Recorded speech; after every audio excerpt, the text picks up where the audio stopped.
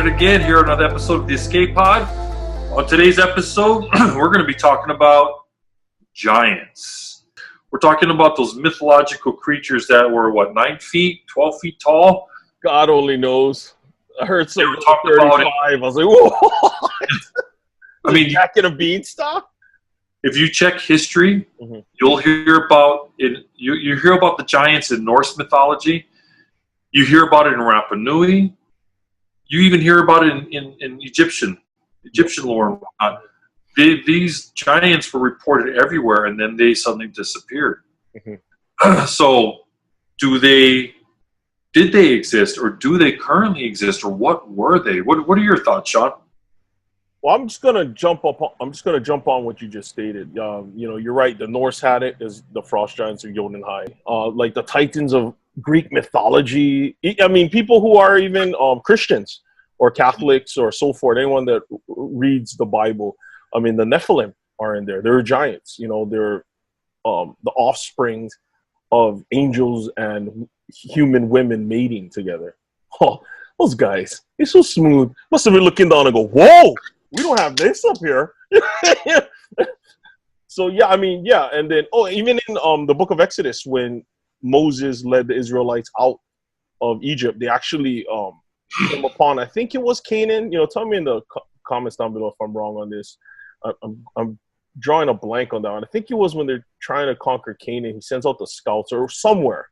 He sends out the scouts. They come back and say, no, dude, we're going to take that place. Why? They're giants. Like, they were literally locusts standing next to them. And I would have been like, what? Absolutely, we're not going over there, right? But I mean, no, yeah, a lot of cultures have always speak about them. Even more recently, I mean, when I was living in Vegas, they talked about you could go see, I think, replicas or a museum. I'm not sure. The red-haired giants. For more than a century, a story has persisted about the skeletons of giants being found in Lovelock Cave in northern Nevada. And for many years, human remains were put on display in museums here and elsewhere, but that changed. Most of the bones and skulls that were once considered to be historical artifacts have been returned to tribes for burial.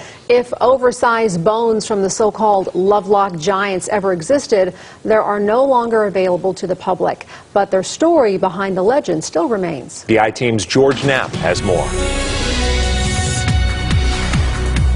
Slicing through the bone-dry Humboldt Sink on a long dirt road, it's hard to imagine that all of this was once underwater. Remnants of a vast ancient lake can still be seen in the distance. For generations of first Americans, this was a lush paradise of tules, fish, and waterfowl.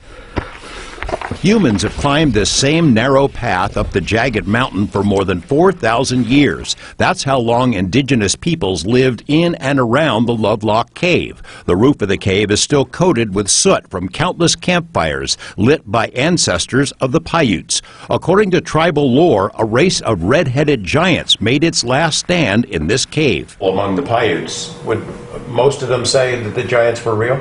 All that I've talked to say yes. I've never heard anybody say no. Devoy Monk has spent all of her 80-plus years in Lovelock. Her family's home today houses a small museum, jam-packed with artifacts and depictions documenting centuries of native culture and pioneer life. Monk has earned the trust of Paiute elders who say the stories are true, that the red-headed interlopers not only killed but ate their ancestors. On internet sites and alien-themed TV shows, the gruesome legend has blossomed, but it's hardly new. Versions have been told and retold in magazines, even scholarly journals, for more than a century. Famed Nevadan Sarah Winnemucca first wrote in her acclaimed book that the Paiutes waged a 3-year war against a tribe of red-headed cannibals before trapping and then killing the last of them inside Lovelock Cave. As well as I always used to hear from my uncle, and it was on History Channel, of the legendary giants of the Solomon Islands. And archaeologists are actually, and just regular humans, stumbling upon and digging up burials, burials of giant skeletons all around the world, pretty much every continent. I don't know about Antarctica, but most continents, from Americas to Asia to Africa and so forth, even the Middle East. To date, we probably have about 14 or 1,500 accounts and going, from Catalina Island, California, to Martha's Vineyard. Double rows of teeth, 7-foot and taller skeletons reported. New York Times, Washington Post, LA Times, and it's not just newspaper accounts. George Washington reported giant bones in Virginia. Even Abraham Lincoln talked about the discovery of giant bones. But if all the accounts are to be believed, what is the truth about these enormous skeletons? Are these colossal creatures evidence of a lost world that's remained hidden for thousands of years? There's different theories. One is that there was a royal class of giant Native Americans. This civilization radiated out from the Ohio River Valley, built geometric forms in massive pyramid-like structures, burial mounds. But also, the Native Americans spoke of an ancient enemy, oftentimes portrayed as a cannibalistic race of giants. But the story doesn't end there. Every culture around the world has myths and legends about giants. You have Goliath, the Titans, the Cyclops or Grendel, Paul Bunyan and Jack and the Beanstalk. It's in the collective imagination of humanity for some reason. Could several millennia of folklore and mythology be rooted in an incredible reality?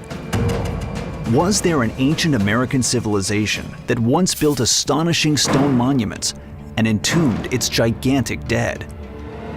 If so, then where is the physical evidence? Where are the giant skeletons?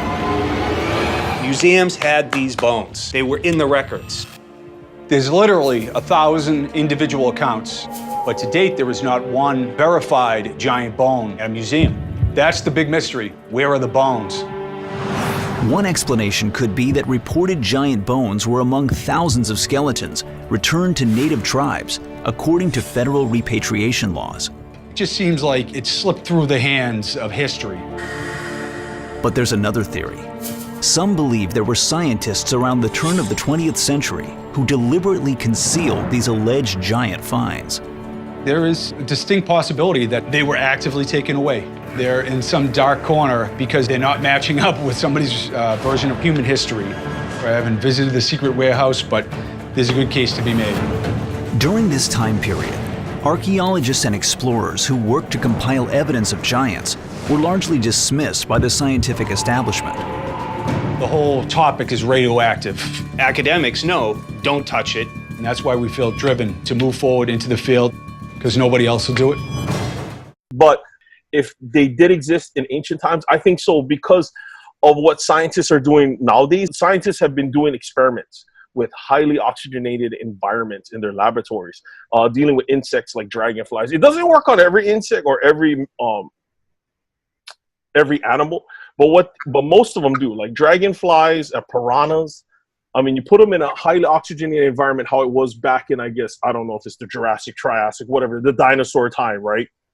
Then yeah, they're like, they start off as a small like piranha and they're huge. But in the Carboniferous, the abundance of oxygen in the atmosphere made it easier for arthropods to get the O2 that they needed, which allowed them to reach record-breaking sizes. In fact, paleontologists have managed to make this happen today in the lab by experimenting with modern insects. By raising dragonflies, beetles, and other insects in controlled oxygen-rich enclosures, scientists at Arizona State found that successive generations of arthropods can grow faster and larger. But of course, it's possible to get too much of a good thing. So some scientists have proposed another theory, that arthropods got huge not because they could, but because they had to. Lots of oxygen might have been beneficial for grown-up arthropods, but it also could have posed a threat to their larvae. Young invertebrates can't control their intake of air like adults can, and too much oxygen can be deadly. So researchers at Michigan State have suggested that ancient arthropods began producing bigger larvae, so they'd take in less oxygen relative to their body size, and those bigger larvae resulted in bigger adults. So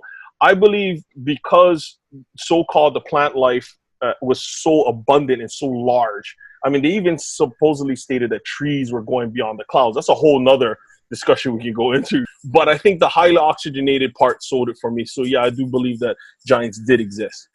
Yeah, once again, I mean, looking at it from a historical perspective, you know, this is kind of funny because a lot of the kids nowadays, even ones in their mid-20s, are probably thinking frost giants. Isn't that like Marvel Comics? Well, you know, Stan Lee did take some of his stuff from history. Oh, big time. I'm not sure if many of you guys know that. I mean, duh. You know, just saying. But you can really look back in history understand that sometimes the mythologies, to us it's mythical, to us it's a mythology, to them that's written history. And when you have multiple cultures talking or describing the same type of people, you know what I mean? It's that gives you a clue that, okay, these guys weren't just crazy or making up stories. And on top of it, think about it. All of these giant monuments, statues, buildings, whatnot, they seem so big for human beings. But what if they weren't built for human beings? Yeah. What if they were built for the gods to show back up? Exactly. You know, like when we were available back then, right? Don't tell them we took our ships back into time. Jeez, I mean, they took our plans for the Colosseum. I mean, they could have gave us a good welcome or something. Gosh, but you know, that's what it is. If you think about it, like look at Rapa Nui, look at like Egypt itself, the obelisks and whatnot. And I think me and Sean have discussed this before, and we'll discuss this more on a future episode. But even look at the pyramids. What if the pyramids were similar to the obelisks, and all we're seeing is just the top? And because Egypt's a desert, but you know, a long time ago, before that massive volcanic ash that fell on Egypt, because it's not all sand, it's some of it is ash, and that massive storm that they had that let them dry, it used to be plush. It used to be nice and green and fertile and valleys and peaks, kind of like the Grand Canyon, right?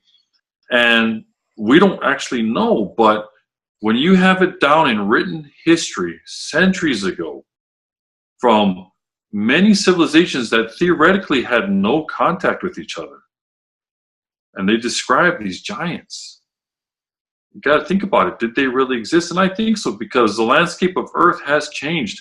I think you mentioned before, right? The trees were a lot taller, right? Things were a lot taller. If you guys watched Wrath of the Titans, and you saw the giant, the Cyclops, the father with the two sons, what if they were the actual human race, right? The mainstay of this planet, and we were just the ants. We were the rotten leftovers, right?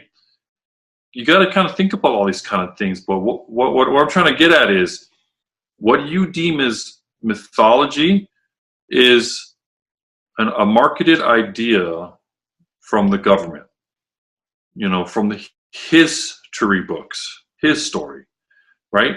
And they know most people aren't going to research this. Most people like us, you know, we're different. We will research. We will look up stuff because it's interesting. It's just like, oh shit, giants, 15 feet tall, Jesus. You know what I mean? But you have to research and find things, and you will always find out information about this. But you know, like I said, put a comment down below. Let us know what you guys think. Do you guys think giants, you know, really did exist back then? But yeah, if you guys got any comments or questions, by all means, please leave it below. Back it up with, like we always say, back it up with a fact or some type of information. Don't come on here and pissing, because we will piss right back. But if you guys like what you saw today or heard about today, please hit subscribe. Please press like, share this video, tell your family, your friends, and whoever you can about this. And like I said, add a comment so we can further the topic. But until next time, thank you for joining us on the Escape Pod, and we'll catch you next week.